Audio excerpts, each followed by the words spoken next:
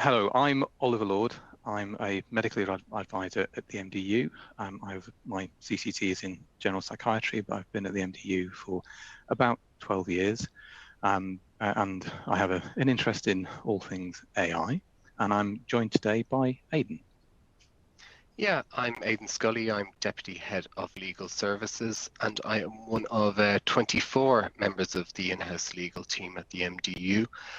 I undertake GMC investigations, inquests, clinical negligence claims, and probably anything else that falls in between those. So moving on, general housekeeping. If you have any questions, please do put it in the Q&A box. Again, along the top right of your screen, you can access different tools we have available for the webinar, such as feedback, and obviously we would be grateful for your thoughts, and we'll do our level best to answer as many questions posed towards the end of the webinar. Okay, so certificates, you'll receive them via email within 5 days of the webinar. Okay, any tech issues, leave and rejoin.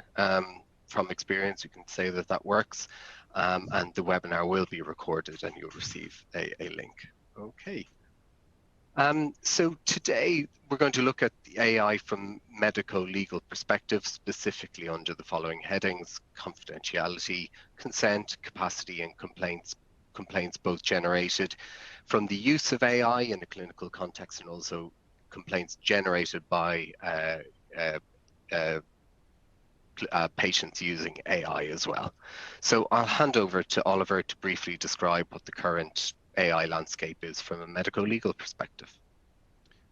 So the GMC very wisely say that they don't have any specific guidance on AI because all of their other guidance applies. So what we're hoping to do today is take you through how that GMC guidance applies and put some, hopefully some real world context on that.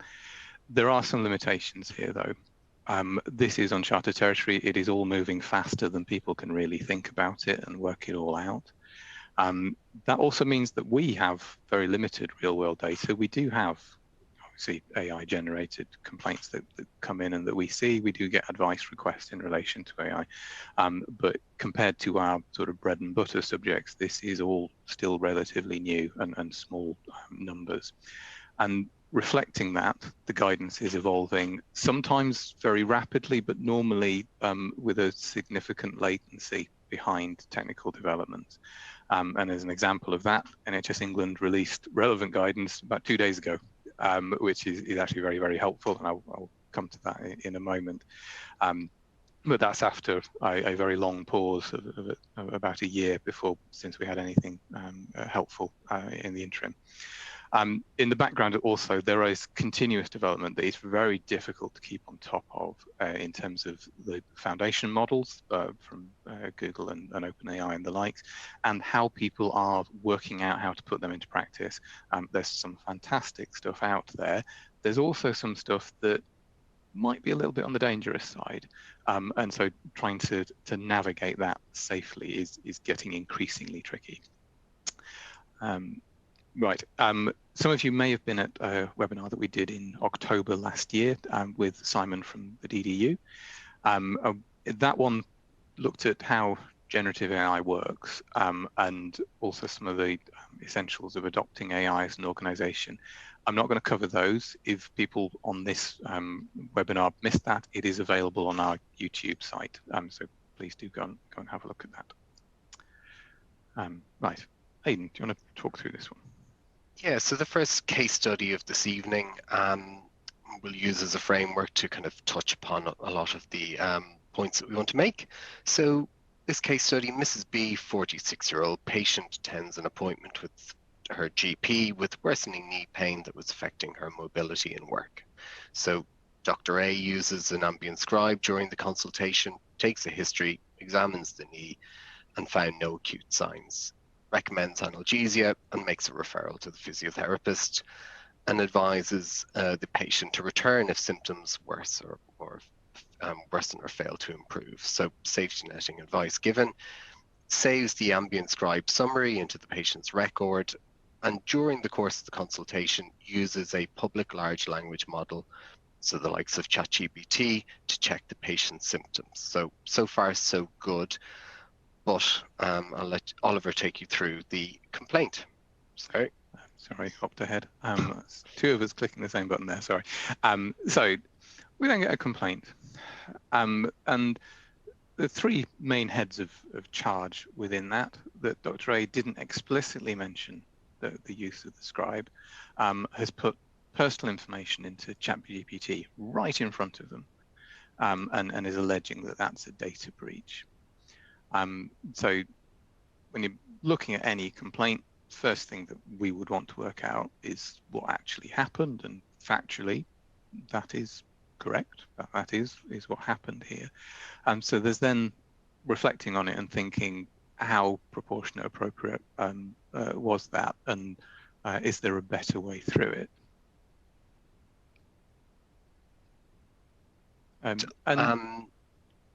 Sorry, go ahead.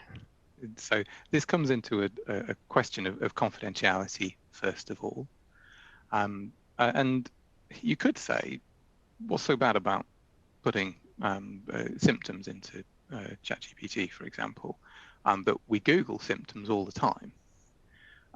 And is there really a difference between brainstorming through Google or looking up nice guidance through Google and looking up nice guidance through a public large language model? And there probably is an amount of use of ChatGPT that you could justify as a brainstorming exercise, as a route into other things, in the same way that you Google other documents. You don't go with what Google says. There's also an issue here around the ambient scribe, that they clearly didn't know this was happening, or they're alleging they didn't know it was happening.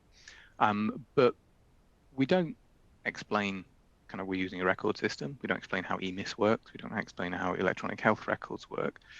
So where is that threshold for doing things differently just because it's AI? And I suppose this comes down to expectations.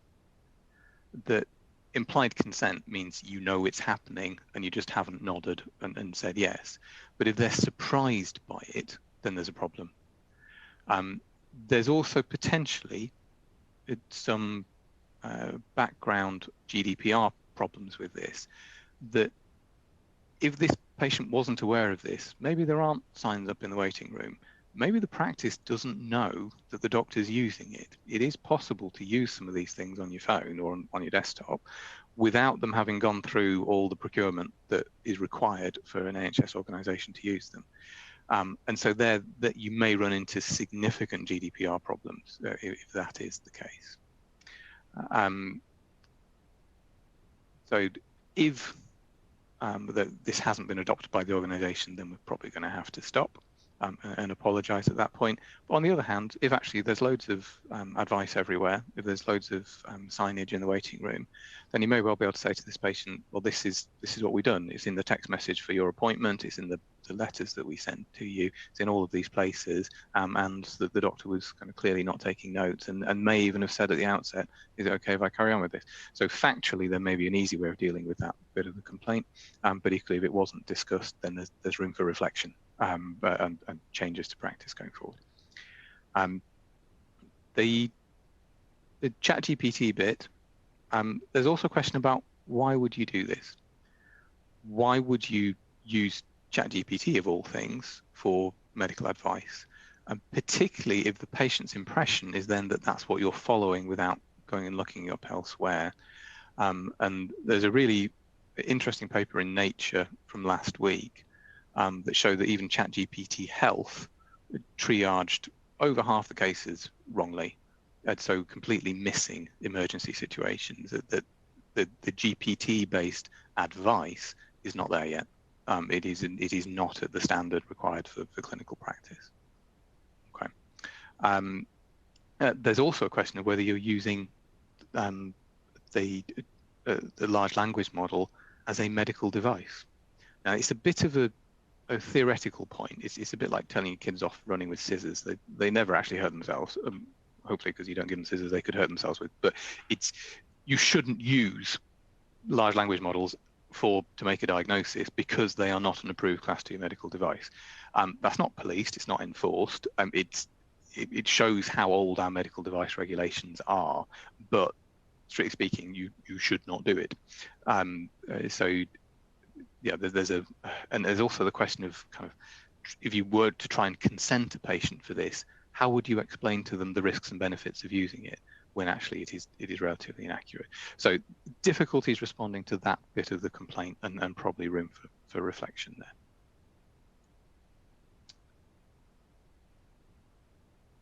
Right. Thanks. So confidentiality we'll deal with now. So there's probably a few factors that you need to be aware of. So combination of statute, principally UK GDPR and Data Protection Act 2018, your common law duty of confidentiality, and GMC guidance.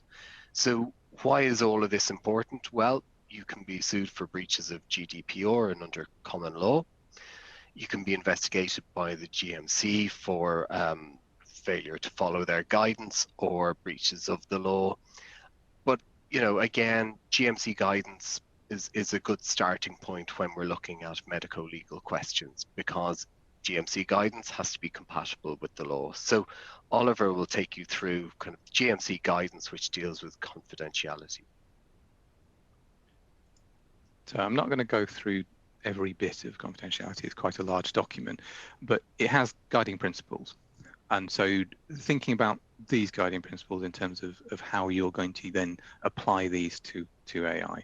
First one is using the minimum necessary personal information.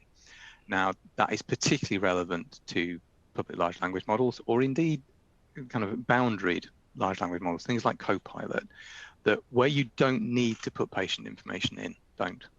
So if all you're wanting to do is work out what does the NICE guidance say in respect of a number of observations, then you don't need to put other information in. What we have seen is some people who obviously will not put their hand up to this, but when they get caught, that we have to help them with these situations, but we'll take elements of an electronic health record and put that entirely into a large language model to then summarize it without any sort of filter. And now clearly that's wrong, but the essence is you only want to put in the minimum necessary bit of it. So if you're wanting to put 2 or 3 symptoms together, then in terms of brainstorming, that may well be appropriate. But is someone going to be identifiable from that? And if some of those symptoms that you're thinking of putting in are actually really quite rare, then that combination of factors may make somebody identifiable. The next things on here, the principles 2 to 4, are really for the organization, but if you are using an AI system that isn't approved by the organization, you're taking responsibility for these. And so that is, you then have to develop that more advanced information governance knowledge. If you had that, you would probably then rationalize that maybe I shouldn't be doing this on my own. But there's, first of all, managing, protecting information. If you're using a free ambient scribe that is learning from your data, it's learning from your patient's data, you're not managing and protecting it. And similarly, that comes into a lack of understanding of information governance, and you're probably breaching the law. So that these things overlap together. I won't spend a huge amount of time on those. Moving on, you can share information for direct care. And particularly for ambient scribes, that puts it in an interesting position. And really, it depends on where we are in history for this, because at some point in the future, it will simply be accepted that ambient scribes is how doctors make notes, and hence it will definitely be part of direct care. 2 years ago, it definitely wasn't, and at the moment, we're going through that transition. And that's where the new NHS England guidance from a couple of days ago is really helpful. If you are a GP in England, NHS England have said you do not need consent to use the ambient scribe. You can take implied consent. Now that is dependent on having clear signage up, and there's a question that we've had in about if you have clear signage on your website and in your waiting room, you might not explicitly mention it. Is that okay? As far as NHS England are concerned, if you have got enough information in the patient's journey that they know it's happening, then you can rely on implied consent. I think that's a fairly strong indicator to people in other areas as well. If you're working in secondary care, though, you must follow your trust process. And if their policy says something different, I'm afraid you are bound by those policies. Equally, in Wales and Scotland, we don't necessarily know if they're going to follow NHS England's lead, but it is a fairly helpful document nonetheless. If you're wanting to look that up, it is using AI-enabled ambient scribing products in health and care settings, published on the 24th of March. For other bits of AI, though, you may need to ask for explicit consent for things that, particularly if it's not if you're training a model, or if it's not for their direct care. And the principle of no surprises. So if they wouldn't reasonably expect you to be doing something, and really that is the things that they don't know that you're doing that you didn't used to do. So you didn't used to use an ambient scribe, you didn't used to have AI-assisted radiology, you didn't used to have back-end automation looking at putting new patient admin through, or those sorts of things. So where it is new, you can't expect people to know it, and therefore they need to be told about it. For a lot of these things, that means putting it in your privacy statement, in putting it on your website and publicizing it in that way, rather than necessarily through mentioning in each consultation that, by the way, we now have this tech system in the background. Moving on, and then finally, supporting patients to access their information. That gets a lot harder because we've just made the data bigger and we put it in different places. So sticking with ambient scribes, because they probably are the most commonly used bit of AI at the moment, there is a transcript somewhere, and there's a summary somewhere, an unedited summary somewhere probably, and patient can request those. They are very identifiable. They'll have kind of "Good morning, Mrs. Smith" at the start of them, so they're very identifiable. And as part of a subject access request, they may well request them, and hence you wouldn't, because you have access to them, you would need to provide them. From that point of view, it's really important to think about your retention period, because all of these systems will allow you to delete them automatically at a particular point in time. And I would suggest that it isn't immediately, because actually we'll come later on to some value in having them around, but equally you don't want to keep them for months, because they potentially cause information governance problems, and you should only be retaining things for as long as it's necessary to retain them for. But the organization should be thinking about that when they do the DPIA, the Data Protection Impact Assessment. Thanks. So from a GDPR perspective, you've decided you're going to use an ambient scribe and you followed the process, but you also need to have personal data can only be processed if one of the 6 lawful bases applies. So you need to think about that. So one basis is a contractual agreement between the third party. So in medical context, it would be between patient and the clinician. This likely to arise only in private practice because you can set the terms of the contract between you and the patient, including the use of AI and retention periods. That's probably the best way to do it. However, that's not going to apply in the public sector. Vital interest is about emergency medical care and literally means life or death situations. So that's really not going to apply when using, for example, an ambient scribe. Legal obligations, so that's, you're required under law to do a certain thing. You are, of course, required to keep notes, but you're not necessarily required to use an ambient scribe to make those notes.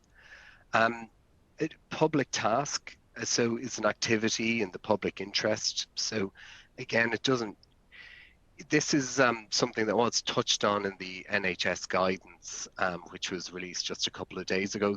That was viewed as a justification for using a lawful basis for processing personal data. you know, it's ambient scribes and use of ambient scribes is very much in the government's 10-year plan. So that's clearly the intention, and the indication from NHS England that that's a lawful basis is helpful. But equally, consent is it's helpful too. So it's very flexible based on an agreement that you make with the patient. But of course, this can be withdrawn as well. And then legitimate interest is not really going to apply in this case. But again, this is all going to change as AI becomes mainstream. We didn't have an indication from NHS England up until 2 days ago that they viewed public task as a lawful basis for using for processing data. But I would encourage you to contact your data protection officer about the circumstances in which you're seeking to use it as well, to make sure that everything is as tight as possible. Now, consent, and obviously consent and confidentiality often overlap. Main reason for that is that often for data we're asking for consent to breach a patient's confidentiality in some way. And I'll hand over to Oliver to deal with guidance on consent. Thank you. Again, I'm taking a slightly high level view of this because there's nothing specific in there on AI. The bits I would highlight though from the overview at the start of decision making and consent is it applies everywhere. So every decision you make with every patient, and hence this does apply to, is it okay for us to use an X-ray, to take an X-ray and then rely on an AI-based interpretation of that to then inform your ongoing care? Equally, is it okay for us to use an ambient scribe? Is it okay for us to put your blood results through whatever software? So every decision that you make around that this applies to, but most importantly at the outset, it's a proportionate approach that actually patients don't want lectures on technology. They don't want talking through things that you need a master's in computer science to properly understand. And so it does need to be proportionate. That said, some things are life and death, and hence you're going to want to provide more information around it. Some things are less certain as well, particularly around AI-based diagnosis, and there will be data around that you hopefully be able to share. So yeah, how serious it is, what the impact of using AI is going to be on the patient, and what impact that will have for them. So you're not necessarily going to go into a long discussion every time you want to do an X-ray or so on. But if you're doing a CT scan and you're looking for cancer, and actually it's picking things up that are very subtle, then actually you may, with certain patients, be going into a much more detailed discussion about the sensitivity and specificity of that AI system.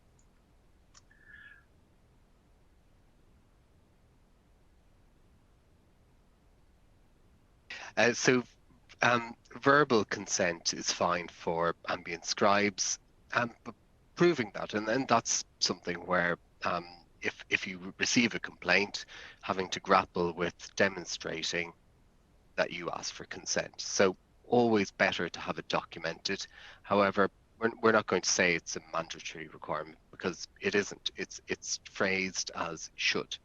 So in theory, you could say that you only ever proceed with consent to record, use an ambient scribe, like you would for an examination. So that's your usual practice. At the start of consultation, you explain that you're going to use one, but you don't document that.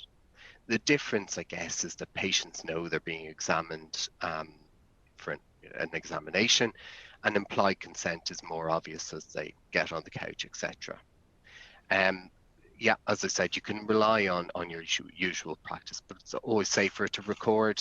But this is likely to change over time as it becomes more accepted. It's always better to be transparent with patients and provide them with an opportunity to agree or disagree.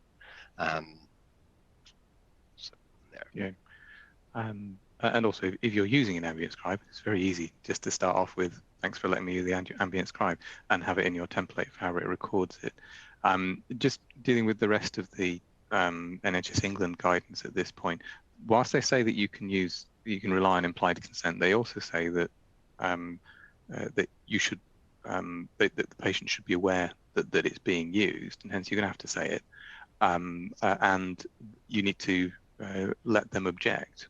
And hence it's very similar to a consent discussion anyway.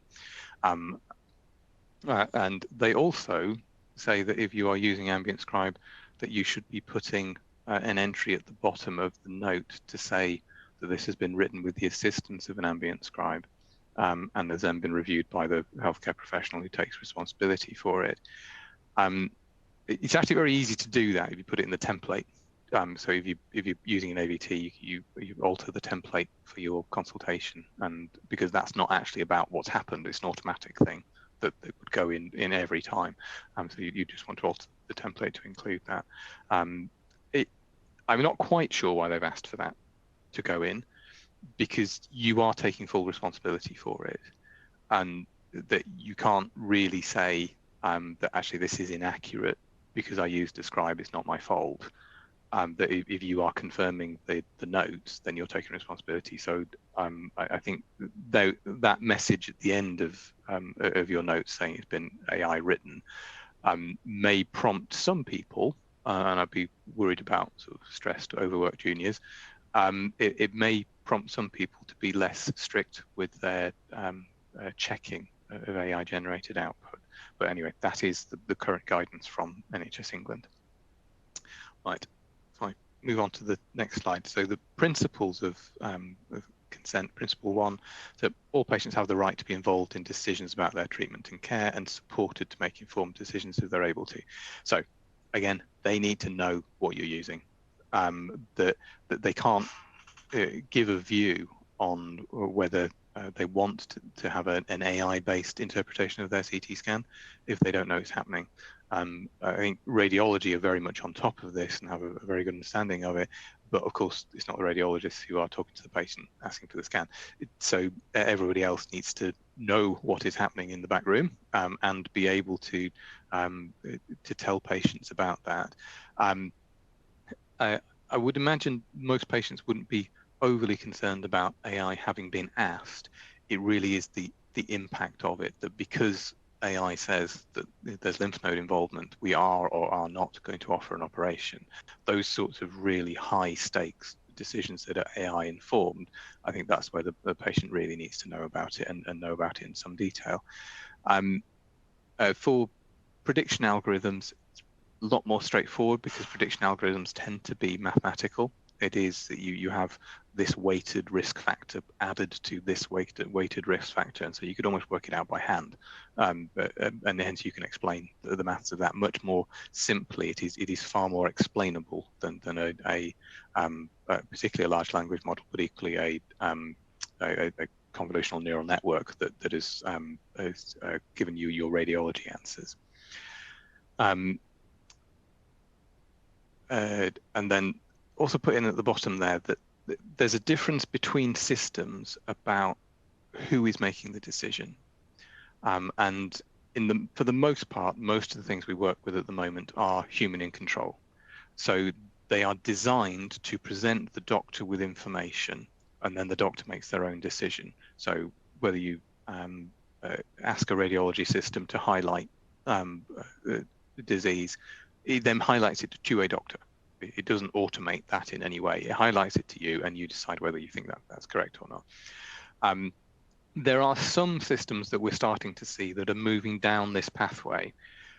So there's then human in the loop, which is if you had an integrated ambient scribe, that would be human in the loop. The summary of the call comes to you, and you click yes, and it goes on. And so you don't actually have to do much with it other than agree to it. And so you're really, those need to be systems that are generally right most of the time. There's then concept of human on the loop where they're pretty much right all the time, and hence they're just audited, which is the human on the loop. And then there is one system that is autonomous.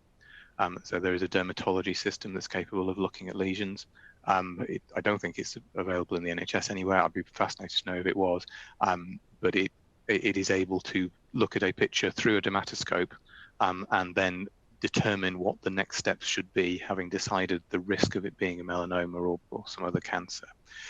So this brave new world is here. It is very much at our doorstep. But when it comes to consent, patients would want to know who is making the decision.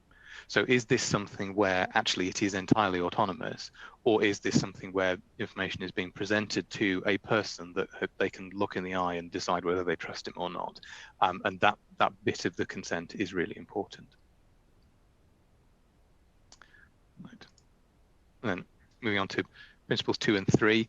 So it's an ongoing process, and it's about the exchange of a relevant information specific to the individual patient. So this really is the substance of Montgomery versus Lanarkshire, the landmark clinical negligence claim in relation to consent, that you have to think about the individual patient in front of you.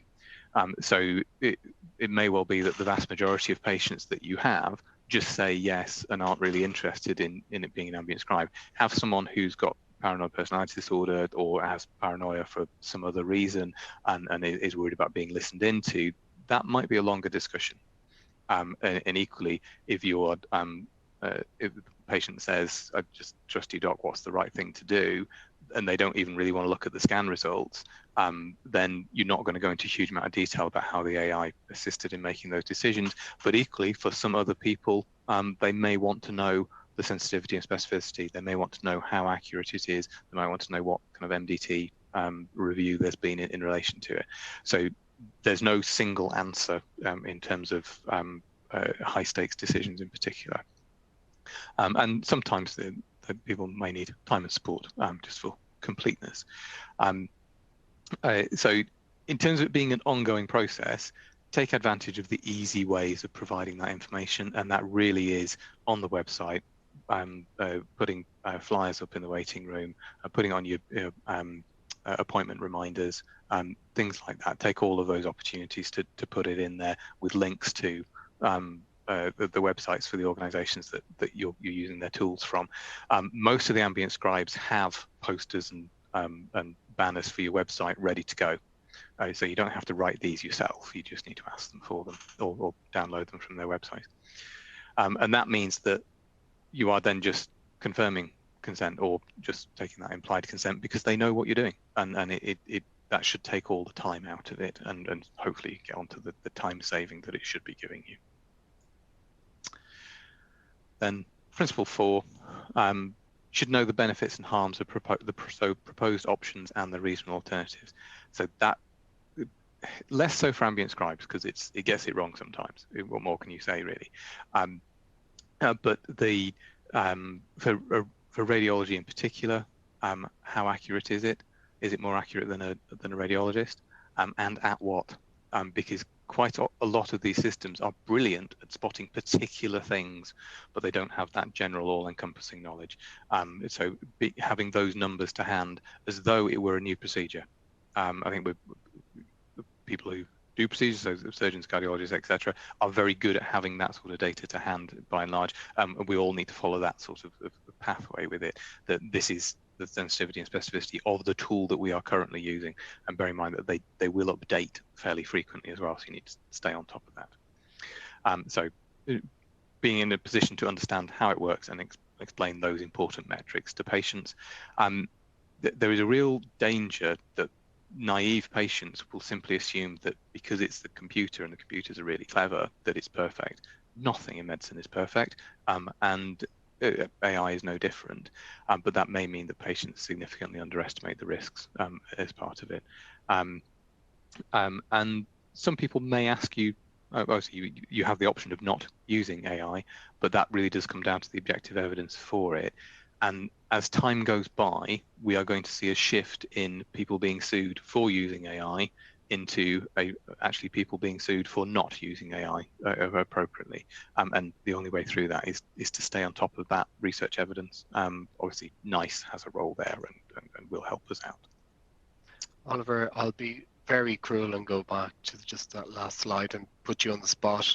If a patient asked you how an AVT works, how would you explain that to them?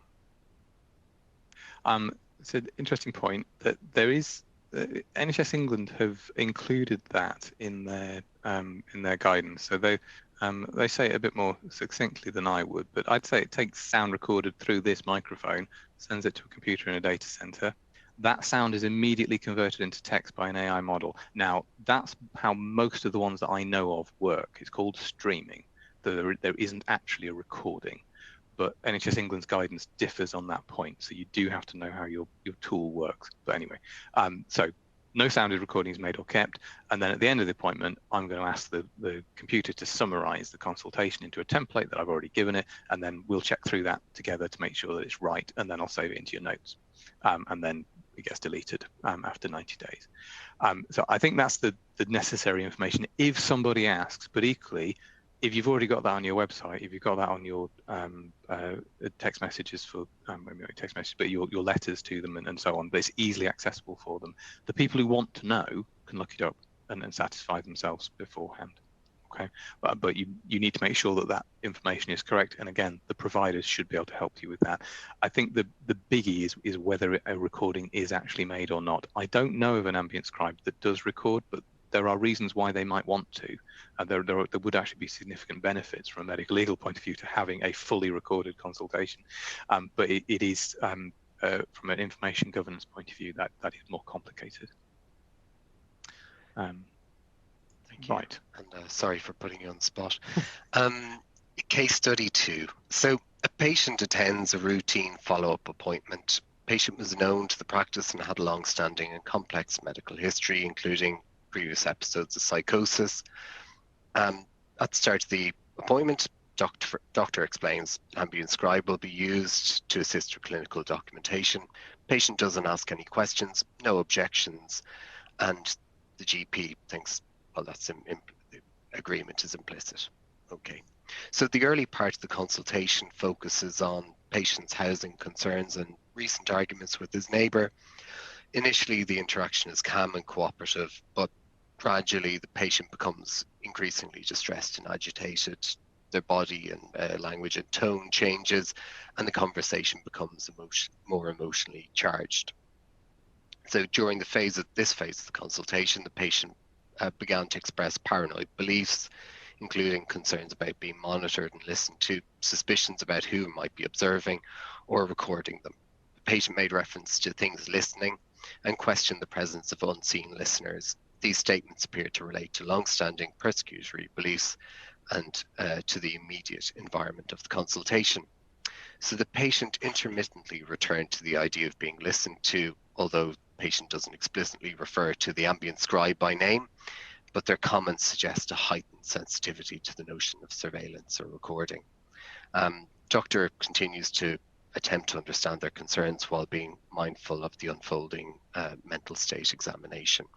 Although calm and not physically threatening, the patient explicitly said they didn't want to be recorded by the computer and implied that the doctor was part of a conspiracy monitoring him. So, lengthy case study, but there are two main issues here. One is the withdrawal of consent of using the ambient scribe, or what could be perceived to be that, and a question of mental capacity. Arguably, the consent issue turns on assessment of capacity. There's a mental disorder. There's some evidence that the patient understands the benefits of using AI that were described, and there appears to be a previous implied consent to use it. But in weighing up that, there's, they are swayed by paranoid beliefs, and it could be made out that they may lack capacity. So the key decision is what's in the best interest. Do you continue with the recording, or do you stop it and seek to assist the patient and document any notes in the normal way? So, the competing interest is a clear need to have good documentation. This is someone who's vulnerable and may need protecting from themselves. Accurate documentation, particularly verbatim quotes, are really helpful when discussing patient with mental health services all the way up to Mental Health Act tribunals. But on the other hand, in this patient, it's causing them a lot of distress and risks eroding the rapport that they have with the patient. So there's a real risk the patient will just leave. We don't want that to happen. I think in most cases, clinician would stop the recording.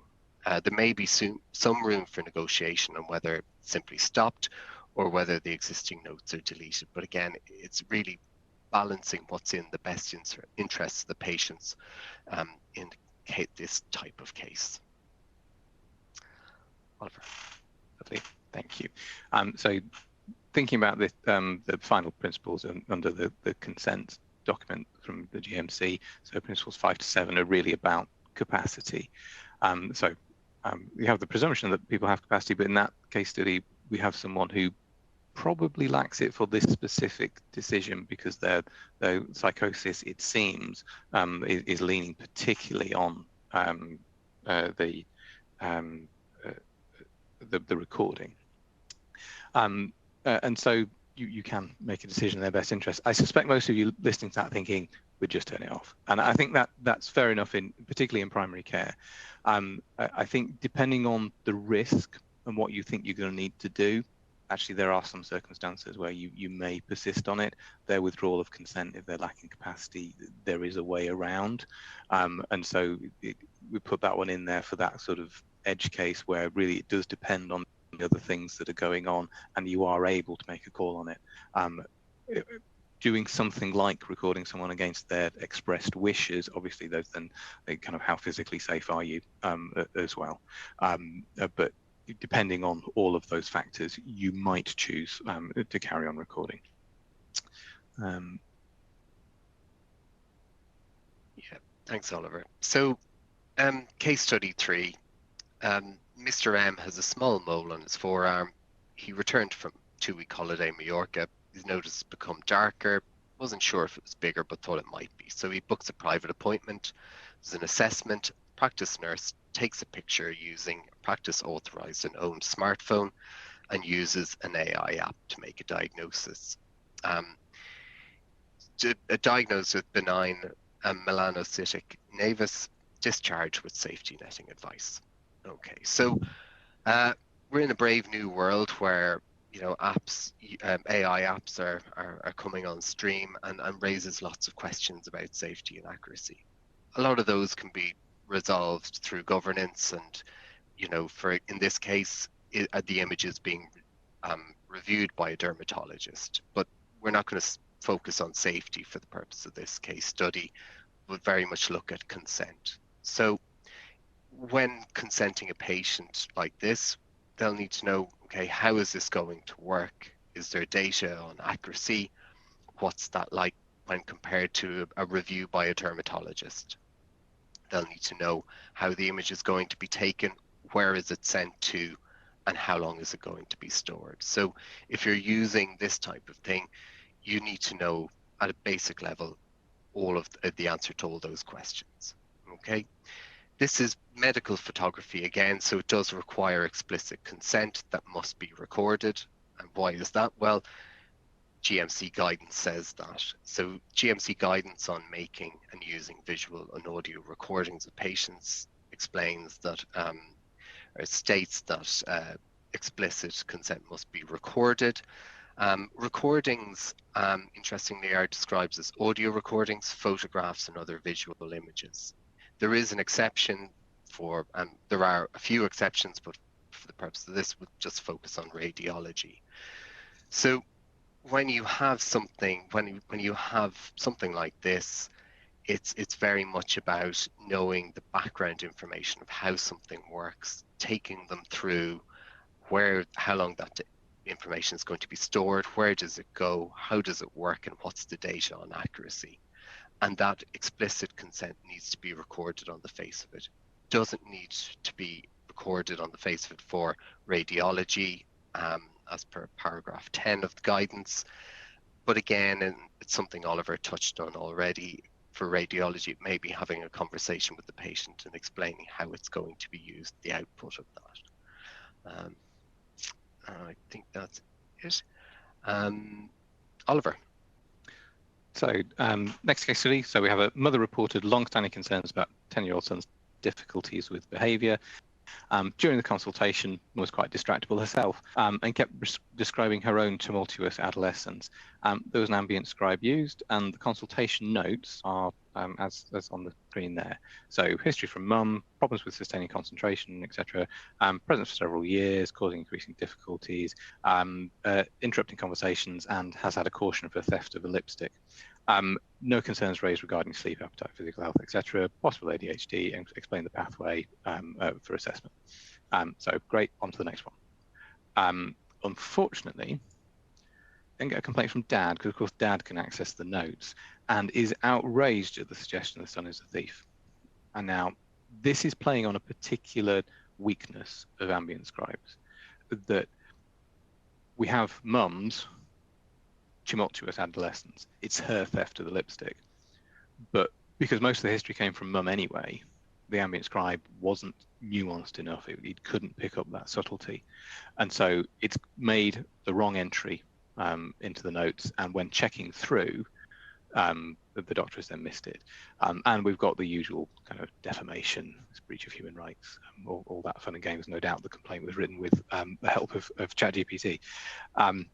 So what do we do about that? With any complaint, start with what actually happened, and thinking back to how did we get here? But then we've got a wrong entry in the notes. Aidan, do you want to talk through that? Yeah, sure. So main issue, as Oliver said, is we need to correct the entry. So there's an obligation under GDPR to keep data up to date. Obviously, the notes may have been acted on in the interim, so it needs to be corrected as soon as possible. And this is just back to basic principles when dealing with the retrospective entry. It doesn't matter that an ambient scribe was used or not, it's just correcting the entry. So don't change the original entry. Make the addition very clearly. Explain when the date of the appointment, the date that you're making the change, who's making the change, and the source of the information. So if it's handwritten notes, recollection, and so on. I'm conscious that many of you will say, well, there's an audit trail already. Do I really need to say when the change was made? But that's not going to be very clear on the face of the record. So don't rely on it to make retrospective entries. Just make it very clear who's changing it, the date of the change, and the changes that you're seeking to make, and what's that based on. We see so many concerns about retrospective entries. So yeah, do be careful when putting them in. The important thing is that it's obvious to anyone reading it that it's been altered. And as long as that's clear, then we're all fine. Okay, so just very quick summary of using an ambient scribe. I would say take every opportunity to inform people about that you're using it. Consent. If you're in England, in general practice, you may be able to just rely on implied, but they do need to know that you're using it, so it's not that much of a discussion. Take advantage of the ambient scribe for putting in the top and tail of this has been used. The ambient scribe has been used in the template, and also they've consented to it, particularly outside of England. Generally stop the transcription if they've objected to it. And be careful with complex scenarios. Complex language, generally try and avoid. So I was not unaware, things like that. Duplicate negatives, generally best to avoid, but then that just makes language clearer anyway. Having multiple people in the room, they're not properly tested with. There are trials ongoing in sort of community peds and the like, but that is testing them. So do be more careful where you've got multiple people in the room. The technical terms, they get better at over time, but they won't be able to pick up on particularly kind of hyper differences where it's easy to get the transcription wrong. Wouldn't generally use them for translation unless you can speak the language you're translating to, because they do hallucinate and you need to be able to check it. For examination, tell the patient that you're going to talk through what you're doing, and then it will be picked up by the ambient scribe. One thing I would be careful of there is that the microphone may have noise cancelling, and so you want microphones that don't, so that you can step away from the computer and still be picked up by it. And also you may find the patients aren't being picked up if you've got a noise cancelling microphone. And then at the end of the consultation, when you click summarize, go through it with the patient. then you don't have that retrospective note problem, that we've got that agreement that this is what was said. And you probably find that you get better understanding from your patients, hopefully, and they would then be able to access it. You print it. You got it more accessible to them, and you have that confidence that it is right. Right. Moving on. Complaints. So, 35-year-old man requests increased oxycodone for back pain. Threatens to complain if not provided, but he doesn't need it. He then goes home and he finds his favorite public large language model and says, create a legalistic and dramatic complaint about the doctors not providing me with the oxycodone that I needed today. Make lots of legal threats. Now, I put this into Copilot and it said, no, I won't make any threats, which was lovely and naive of it. But I imagine if you put that into other things, it will provide. But the really worrying thing is you can then say, give me another one and another one. And so you can spam a practice with a dozen complaints a day. So not seen a lot of that, but we've seen a little bit of it, and obviously that is a worry. We've seen a bit of it, and the question is generally asked is whether they need to answer the complaint because it has been generated by or using AI, or it's thought to have been generated using AI. And I'm afraid the answer is no, you still need to respond to the complaint. So GMC guidance again says you need to respond promptly, fully and honestly to complaints.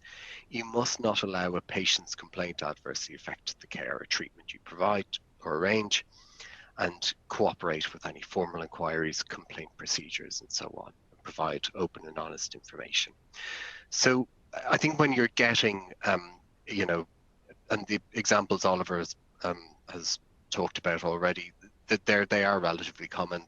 The complaints that we are seeing can be quite lengthy, they're quite legalistic, and you can wonder where to start. But I think it's no different to any other complaint. Put together a timeline. So when did the complaint receive? When was the second complaint? Any follow-ups?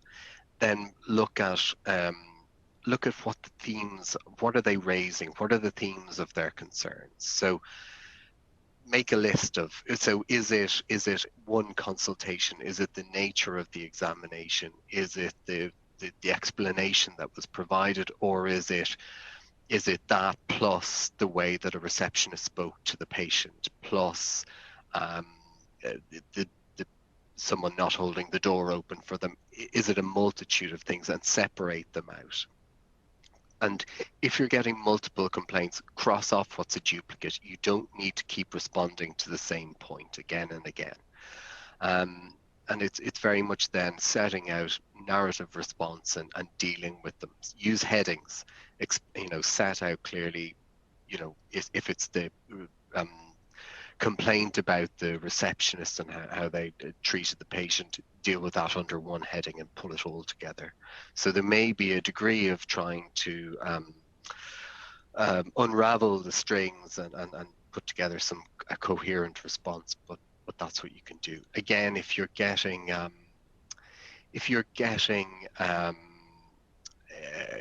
multiple complaints, it's the subject matter that you need to respond to, you don't need to respond to every complaint and every heading. If you've dealt with the subject matter already, you don't need to do it again.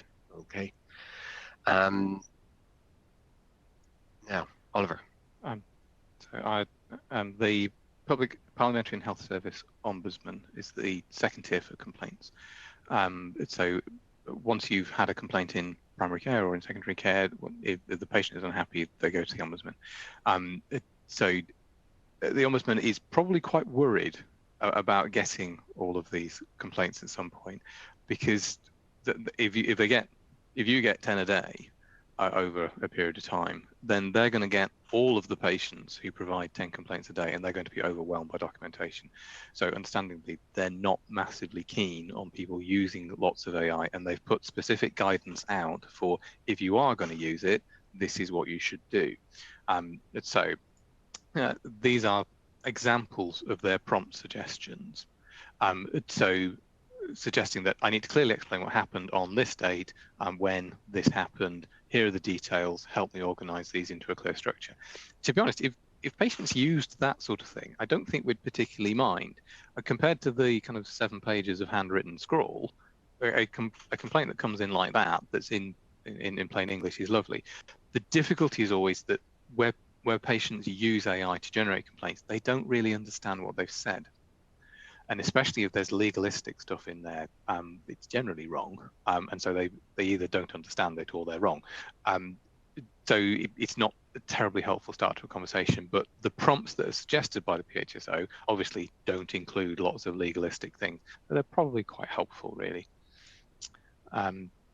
In terms of what kind of giveaway signs that we see for AI-generated complaints, capitalized things, bold headings, lots of bullet points, and an absence of spelling errors. I think that's a giveaway thing for when we're looking at medical student things as well, that we used to see loads of typos, now we don't.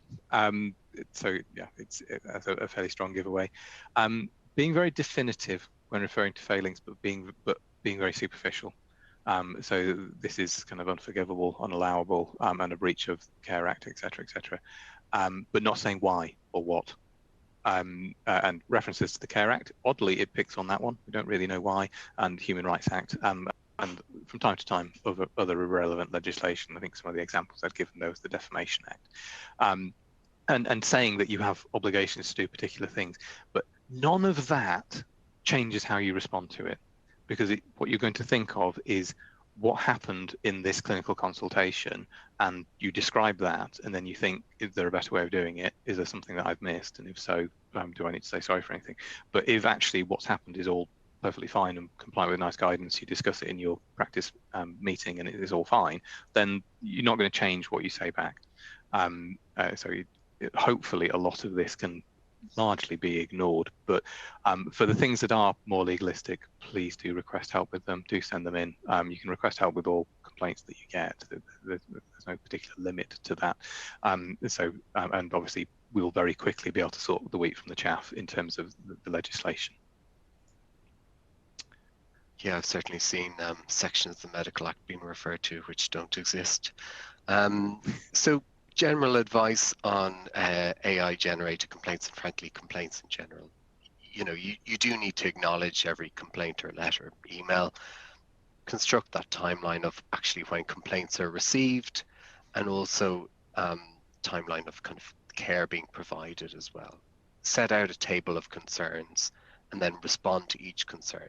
You don't need to respond to every letter, just every concern. And once you've dealt with it once, that ought to be sufficient. Obviously, if additional information is provided, have a look at that and see if you need to address that as well, or has it been responded to already. Yeah.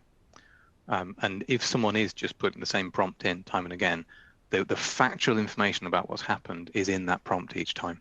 And so it's very unlikely you would actually need to do anything with the subsequent letters at all. As long as you do have to read them, unfortunately, and tick them all off. But yeah, hopefully that will save a lot of time. Right, last case study. I'm going to go through this very quickly because we are slightly over time and I'd like to get to some other questions. So Miss C, 34-year-old patient, attends urgent same-day GP appointment with lower abdominal discomfort, urinary symptoms. She'd not previously consulted her GP with this and attended alone. Ambient scribe was used, no chaperone was available. GP took a history, undertook an abdominal examination with verbal consent. Ambient scribe captured the verbal elements of the consultation only. And the GP reviewed and approved the summary at the end of it and added in the examination findings. Several weeks later, the practice received a complaint alleging the examination lacked proper explanation of consent and was sexually motivated. We probably get about a dozen of these a year, and they keep us very busy. They are very stressful to have. They're probably the most stressful complaint to get. So Miss C stated that she felt distressed, frozen, unable to challenge what was happening. And that is again, fairly typical. She'd also disclosed that she'd secretly recorded the consultation and had reported the matter to the police. Now, patients do that because they think that what's gone on in the consultation is wrong because they don't understand how a consultation should run. The commonest thing in that is he was kind of poking around my tummy whilst staring fixedly into my eyes, which of course we're looking for pain, but they don't know that. And that is one of the things that can then lead to sexual intent being ascribed.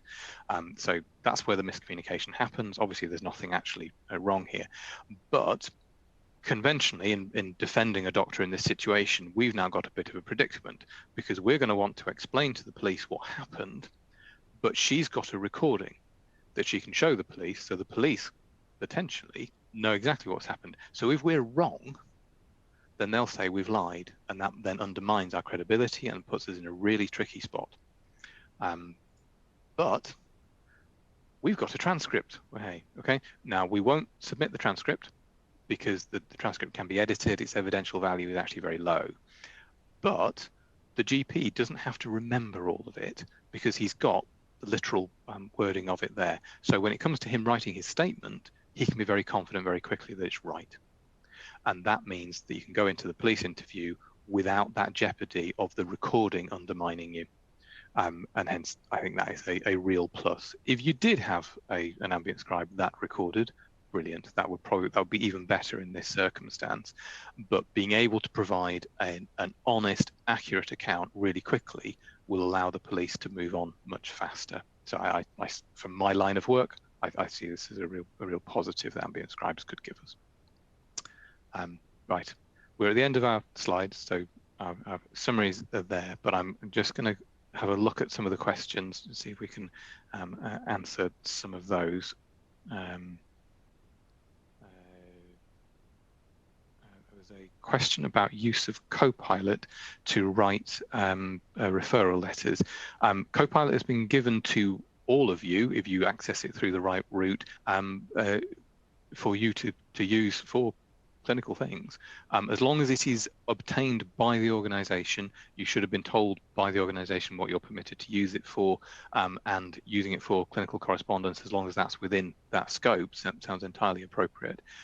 Again, you would want to be thinking about minimizing the amount of unnecessary personal information in it, but using Enterprise Copilot provided under an MS365 license is very different to using something that's publicly accessible. It won't be training on your data. You won't find that information cropping up in other places. So it is much, much safer. I don't know the fine detail about how Copilot has been taken on, but unless they've been ridiculous with it, then there will be a DPIA that covers putting patient data into it. As long as that's there, yes, you can use it for writing notes.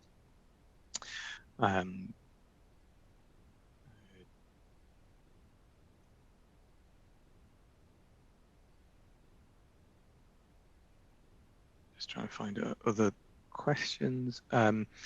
Is the guidance applicable to the private sector? I've tried to keep this kind of jurisdiction neutral. The NHS England guidance, I think, is probably what that question is about. I think can be seen as good practice. So although they're not a regulator, they can't provide authoritative guidance that everybody must follow. But equally, when it comes to sort of the Bolam test of what is a reasonable thing to do, they are a heavyweight for that. So leaning on NHS England guidance, I think, puts you in a very safe position. What it won't do in the private sector is get you around your GDPR obligations, though. And actually, for a lot of stuff, if you're working with patients privately, I would be putting it in your contract with them that you use an ambient scribe or you've used some other bit of AI, so that you then don't need to worry about your other lawful basis is that it's all upfront and clear cut, because it gives you much greater control over it. It means you don't have to kind of delete things because they get cross and so on that could put you in a bit of bother. So yeah, it is the NHS England guidance is relevant, but actually you have a bit more control in the private sector. Any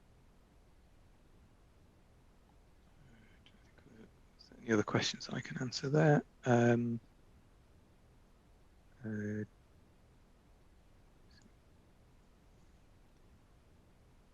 For taking photos for a dermatology referral, can you use verbal consent, or does it have to be written? For taking photos, I would get a written consent. You also need to think about what you're taking the photo on. It should be a practice device or an organisation device, not your own personal one. And that's also true of Derm AI. It needs to be on an organisation thing. You can't just download the app and use it. I think you'd also want to document nature of the discussion you've had with the patient as well. Does a recording of the consultation made without consent and knowledge of the doctor admissible evidence? Yes, it is, I'm afraid. That patients aren't subject to the Data Protection Act. Nobody is subject to the Data Protection Act when they're acting in their personal capacity.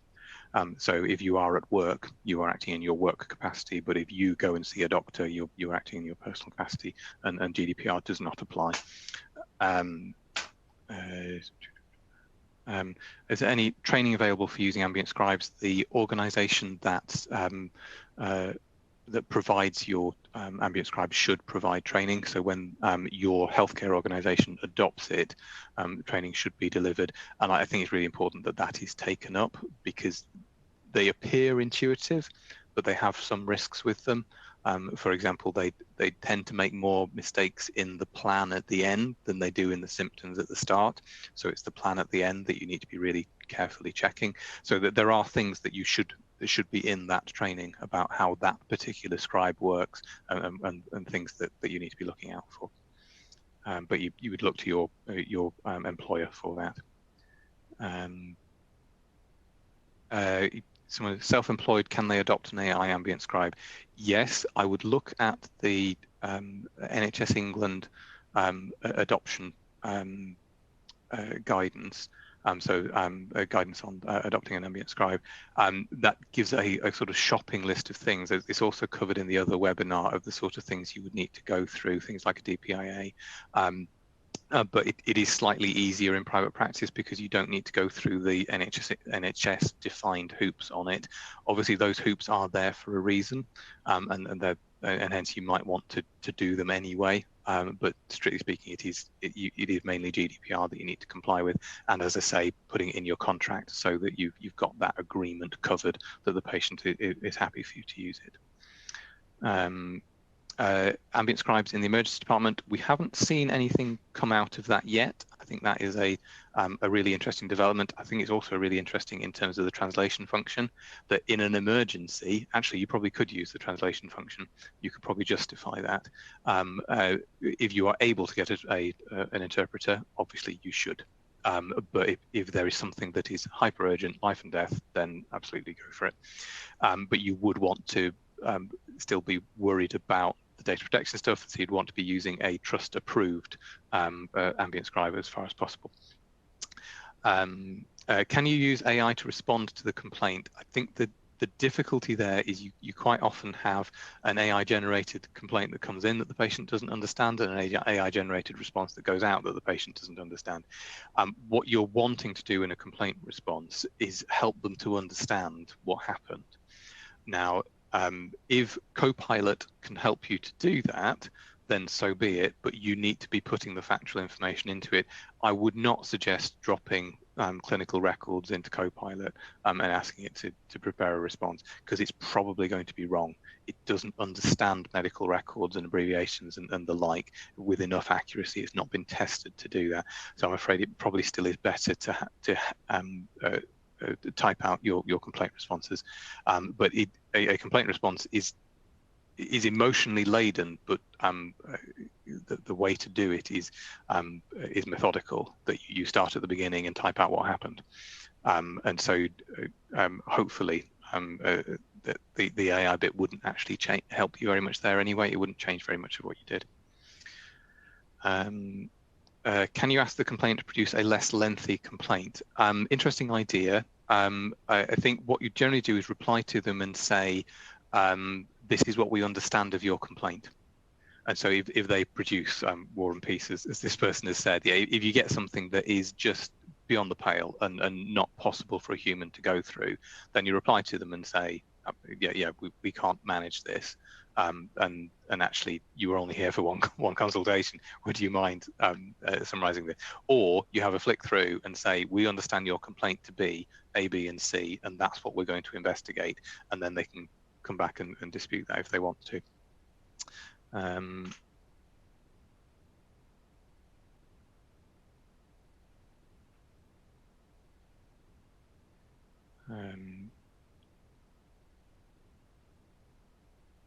a comment about that most people wouldn't understand the words ambient scribe. Absolutely, they wouldn't. That's why it needs to be explained in much more simple language.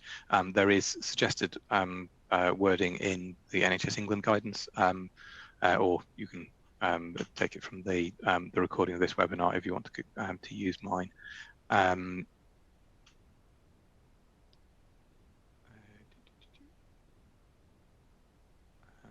very aware that we are somewhat over time, so and some of these are very close to ones I have already answered. So I'm sorry, but I probably need to end it there. If you have any particular queries, you can always write into us to seek advice if there are things that are medical legal that are particularly causing you problems. I hope that has been of interest. Thank you for staying with us, and once again, apologies for our technical problems at the outset. And yes, thank you for being here. Thank you very much.